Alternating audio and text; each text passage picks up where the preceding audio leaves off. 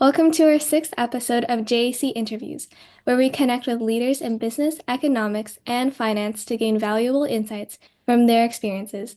My name is Ruby, the Director of Training here at the Junior Economics Club of Mississauga, and today we are honored to welcome Mr. Brian Gibson.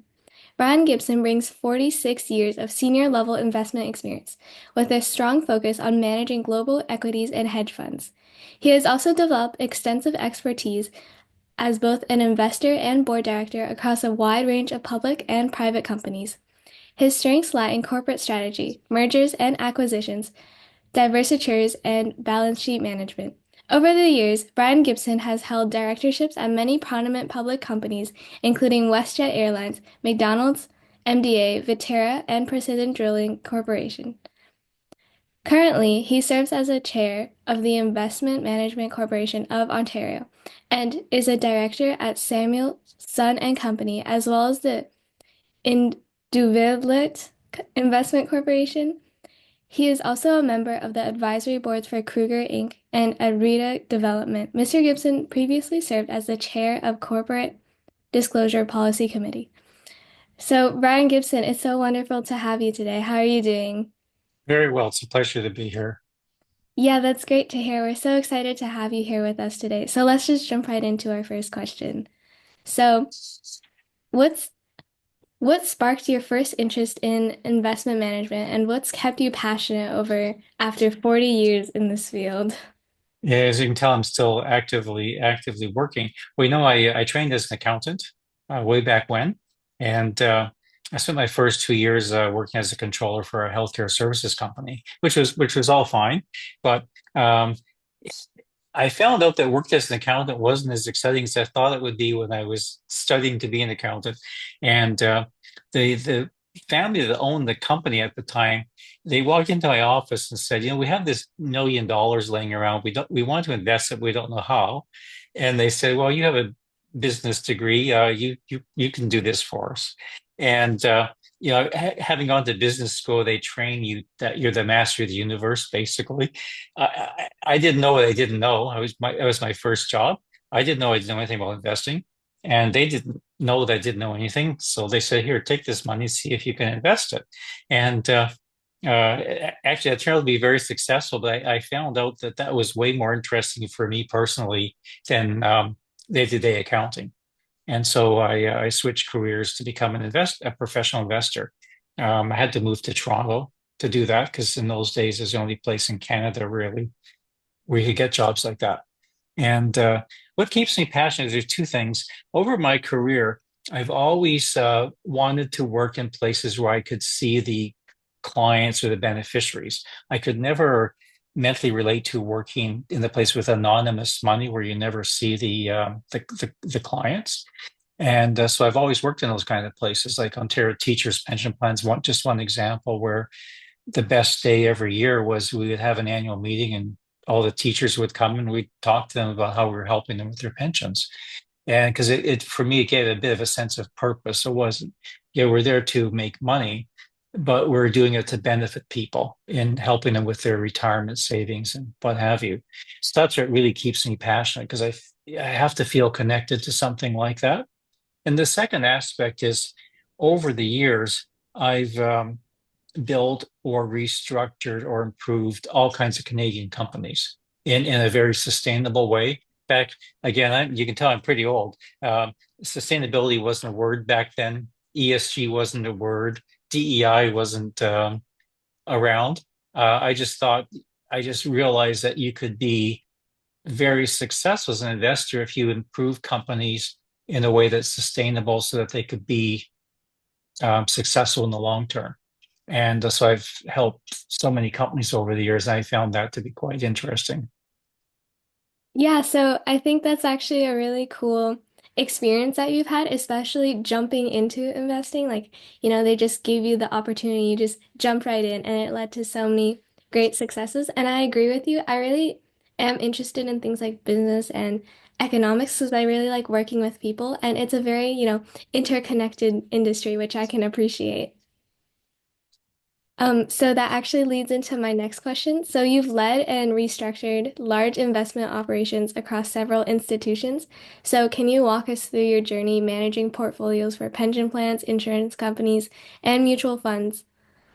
And Uh, yeah. okay, well, it was actually pretty simple. I always wanted to work in places that I found interesting. Um, I learned early in life, that life's too short to have a job that's boring or that you don't have any passion for. And so I just made sure that I worked in places that I thought were very interesting and challenging, and where I could learn something. And especially in the first 10 years of my career, I changed jobs two or three times, probably.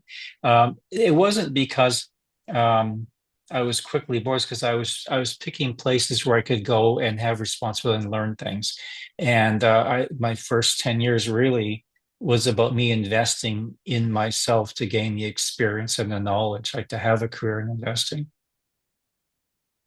Yeah, that's really And cool. Yeah. and people foolishly, along the way, people foolishly got me to do things that I never thought would happen. Like, just one small example, my very first real investment job when I moved to Toronto, I was hired by an insurance company called the Halifax Insurance Company. And back then, this was in the late 1970s, so you guys weren't even born back then for sure. Uh, I was actually pretty young myself. I just left university. They had $400 million, which was a lot of money back then. It's still a lot of money today, but back then it was like a lot of money because we had lots of inflation since then. And they needed somebody to manage their entire investment department.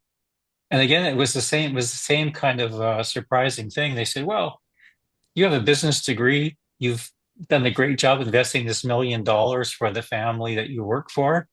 You can come here and manage our investment department." And I still didn't know what I didn't know about investing. So I said, "Okay, fine, I'll do that." And that really started my career. It gave me a great place to learn a lot of things about investing, and it just grew from there.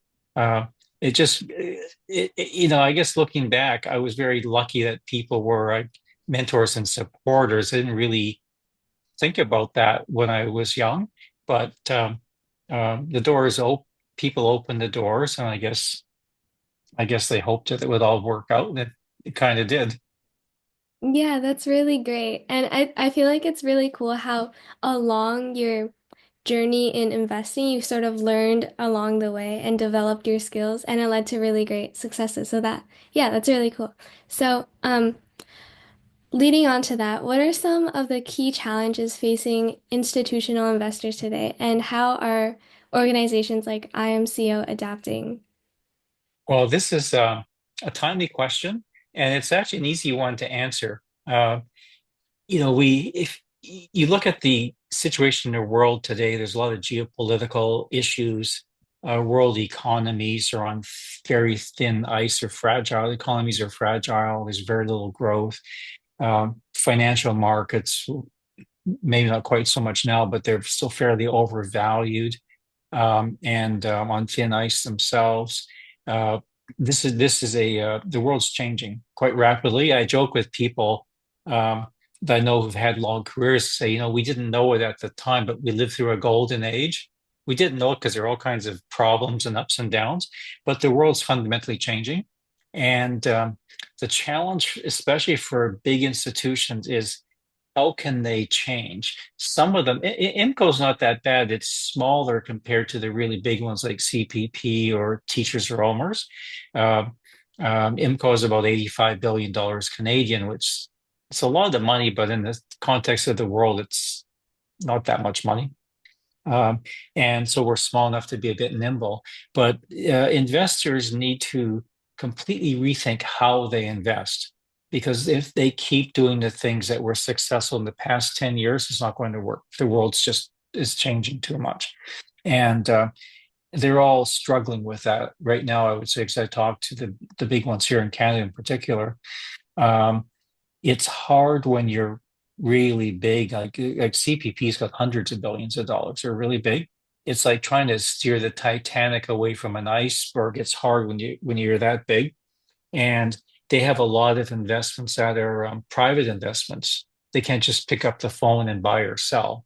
It can sometimes take years to to sell and buy other things. And so uh, it's going to be very, very challenging. Some investors, some big institutions still haven't realized that the world is fundamentally changing, and they're not really changing what they do, or they're not challenging themselves enough, in my mind.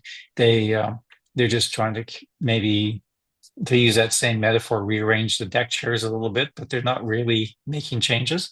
And so the real challenge is, how do you change when the world outside is changing around you? Mm-hmm. And some will be successful and some won't.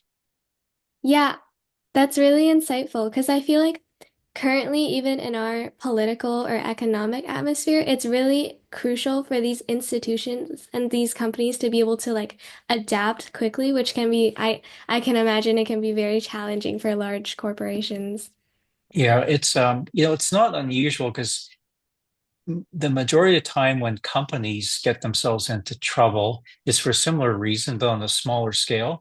In my experience, most of the time companies get into trouble is because they don't see that the external environment's changing, maybe the economy's changing or their industry is changing, and they keep doing things that used to work and they don't change. And it's not because they're not smart, it's because companies spend most of their time looking internally at their results and performance, and they don't spend as much time as they could looking outside.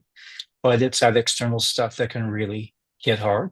So companies go through the same thing. Uh, what's different now is because the changes are so major, the institutional investors, they need to recognize that the world is going down a new path with a lot more uncertainty, and they have to make adjustments. Yeah, that's a really insightful answer. Thank you. So, you've served on boards across a bunch of different sectors, including manufacturing and natural resources. So, how does that cross-sector experience influence your perspective on investments and governance? Well, I think it helped me in two ways. When you get involved, well, first, when you grow up in Canada, you can't be too specialized. The country's too small. Like in some of my peers who work in the US, they could just spend their whole life being experts only on mining companies or technology companies because it's a pretty big world. In Canada, it's a smaller economy. And so as an investor, you have to be a generalist. You have to kind of look across the board. And the benefit of that is you see things happening in one sector that could impact another sector. So it makes you a much better investor, I think, because you have more of a big picture, and you don't so you can see the forest, and not just the trees, and have a better sense for what's happening. And when you work closely with companies, as I have, you also have a better idea of what's going on in the economy. And this is going to sound strange in today's day of all kinds of media and news services and everything. I can't tell you how many times I learned things about inflation picking up, or employment picking up, or people being laid off, or um, uh, import prices changing 3 or 4 or 5 months before you hear, like on Bloomberg or any of the investment news. You think people on Wall Street and Bay Street would know all these things like right away, but they often don't because they don't spend as much time with a variety of companies. Because even, trust me, even the worst company, they know what's going on in their business. And if you get to know them, they'll tell you. And that really helps if you're an investor, because then you have a better sense for what's happening, or where things are going to change for better or worse. So yeah, I think it's especially fascinating how someone in this industry in Canada, they have to have like a very fundamental like understanding of all the fields because you never know what you're gonna have to specialize in, you know? Yes, and things can vary. Like sometimes over the last 40, 50 years, sometimes oil and gas was a good place to be investing money. Sometimes it was in banks. Sometimes it was in mining companies, like, because these things don't all go through the cycles at the same time. And so it lets you kind of move around.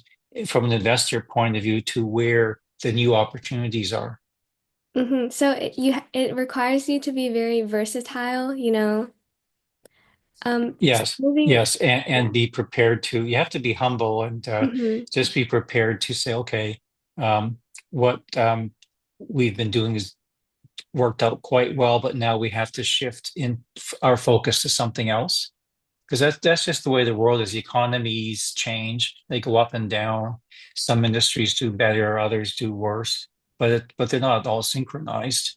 Um, too much, except in a major recession. So you just have to be prepared to be nimble. And um, the easiest way to make money as an investor is to move to areas that are being overlooked and they're about to go through like a growth cycle or better, just a better environment.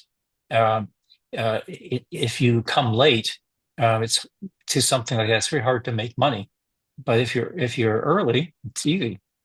You just have to um, find your opportunities, and sooner or later, I call them the herd. The herd comes, and but by that time, it's too late to get like started. hmm Yeah. So moving on to sort of a different question, I know especially in this generation, which is something I can relate to, there's a lot of sort of misinformation and a lot of different stuff like that on things like social media that impacts my generation specifically. So Yes. what's one specific thing that many young Canadians are interested in things like finance and investment, but we're very, unsure of where to start. So what's one thing that you wish youth understood more about the investment world?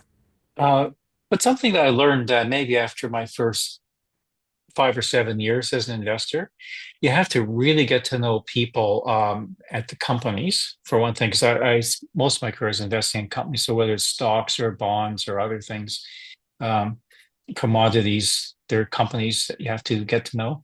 So it's really important to get to know the people and to develop a relationship of trust because that's how um, you can find out what's really going on. Because a lot of times what you read in the press about an industry or company is just not right. Um, and I'm not talking about inside information. It's just having a good quality understanding. Because when you're investing, you're really giving your money to the people at that company to manage for you. It's what you're really doing. So it really comes down to have you built the right kind of relationships with the people? Do you know them well? And I can tell you, because I started life as an accountant, when I started, I thought, well, you do all your spreadsheets and valuations, and you can find good investments. That sort of works, but not really. I quickly learned that you really have to be able to judge the people who are managing the companies that you invest in, whether it's a stock or a bond. And if you don't judge the people well, it doesn't matter what your spreadsheet says, you're probably not going to be successful as an investor. And so uh, I learned really early on to focus on the people. Um, and again, you have to avoid inside information. It's just having good quality information. Um, I've helped people with their own careers to become like CEOs or CFOs of companies, uh, which they didn't pay me for that. I just did it. But you built these relationships. And so when you're trying to understand what's going on in the economy or in a industry or a company, then you have a long list of people you can call who job it is to be in the middle of what's happening and they know what's going on. And I could say the same thing about the government sector. Um, uh, right now, for example, you're reading all kinds of headlines about tariffs and stuff like that. What's really going on is not coming across in the media. And it's kind of a shame because um, we need good journalism in any modern country and modern economy. And the challenge is the journalists they're trying to do their jobs, but they don't have very many resources. You guys know that their budgets are being cut, and there's layoffs in the journalism industry, and so they're struggling with limited resources, and they don't necessarily have access to the right people who can actually tell them something that need to know. And so, and then they're in a rush to get their comments out, whether they're online or on old legacy media, because they think they have to have news like right away every day, and so they're in a rush. And I'm not going to go into the details, but I've been briefing companies that I work with on what's really going on between Canada and the United States. There's some very specific things going on that are important and actually things that are changes that are needed, but you're not seeing any of that in the media. They're too busy reacting to headlines and stupid things some country presidents might say from time to time, things like that, which I guess is it's kind of interesting, but it's not really helpful. And so again, you have to pay attention to the media, but you can't expect that to be your only source of information. You just, and again, it comes back to trying through a career to really build your network of people that you know and can exchange thoughts and ideas with, because that's going to be really helpful. So I hadn't really considered investing that way. So I understand that investing is a lot of analytical skills, so like looking at numbers, trends, but I hadn't really considered that it's also really important to consider, the people and the faces behind these companies, which is equally as important. And I feel like in this generation, people my age, my peers, it's a really important skill to have to be able to, accurately evaluate if a piece of media is accurate, especially with the news and stuff. There's a lot of false information around, so I think that's really important. Thank you. So, discussing more about your career, can you share a moment in your career that reminded you why you love what you do? So, whether it's leading a successful restructuring or mentoring a future leader, something like that. Um, I think a couple of things I can mention. Uh, it's sometimes really rewarding to create whole new companies. And so, for example, the reason I was on the board of WestJet is I was the only person in Canada who had invested money when WestJet was first started. You guys won't know the history, but um, we had Air Canada and another company called CP Air back in the 1990s. And CP went bankrupt. So then there was only Air Canada. And back then, Air Canada was a terrible airline. Like it was really bad. People always had these horror stories about trying to fly Oh, somewhere in Air really? Canada. That's Yeah. interesting. Yeah. And so there's this big, and so you have a whole country with only one airline. It's not very good. And maybe some of your members have come from countries like that, where there's just one, maybe one state-owned airline. And Air Canada used to be owned by the government, which was probably why they're such a bad airline. They weren't customer focused, let's say. Uh, and so this group of people had the idea to start WestJet, and they got some of the money from family and friends, but you need they need a lot more money than that, like to start an airline. Because you have to go and buy some airplanes um, and hire all the people. And I'd never invested in airlines in my whole career because it's actually a terrible industry when you look at it from an investment point of view. Really? Hardly any of them ever make any money. Uh, but to my shock and surprise, the group that wanted to start at WestJet, they're all quite experienced people from the industry and venture capital type backgrounds. They actually had a sensible, smart business plan, which shocked me because I wasn't expecting a good business plan. In fact, I only met with them as a favor to one of the investment bankers who couldn't get them any meetings with investors. Said, Brian, will you please see these people because nobody wants to talk to them. So again, that comes down to personal relationships. So you have to be open-minded. So you know what? Even though I don't think airlines are a good industry to invest in, these people each have a very sensible business plan. So I was with Ontario Teachers in those days, and we put up most of the money to start WestJet, and it was a very, very successful company for many years. These days, I would say for 10 or 15 years, which is a long time for a company to be successful.